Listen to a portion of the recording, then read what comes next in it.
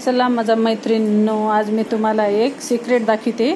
सोन्या चांदीचे पोते आहेत आमच्या घरी, ते मी तुम्हाला दाखवणार आहे. तुमच्यासोबत त्याच्या गोष्टी पण शेअर करणार आहे.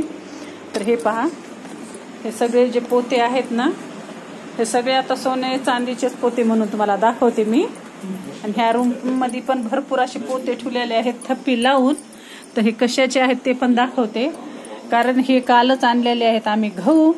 आणि असे घरामध्ये थप्पी लावलेले पोते असले तर मला तर भरपूर आवडतात. कुणा बायांना माणसांना पसारा वाटतंय, पण घरामध्ये असे थप्पी लावलेली जी पोते असतात ना, त्या अन्नपूर्ण देवीचा वास बी असतो. लक्ष्मी पण घरामध्ये नांदते, तर त्याचा कधीच पसारा असा समजू नका.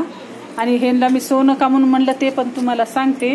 तर कारण आपल्याला भूक लागली तर आपण सोनं देऊन गहू ज्वारी घेऊ शकतो, पण गहू ज्वारी देऊन सोनं नाही घेऊ शकत, कारण ह्याची सोन्या चांदीपेक्षा किंमत जास्त आहे.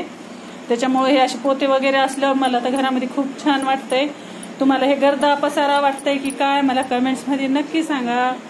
Subscribe the my channel. Quantity आवडली तर लाईक, शेअर अँड सबस्क्राईब.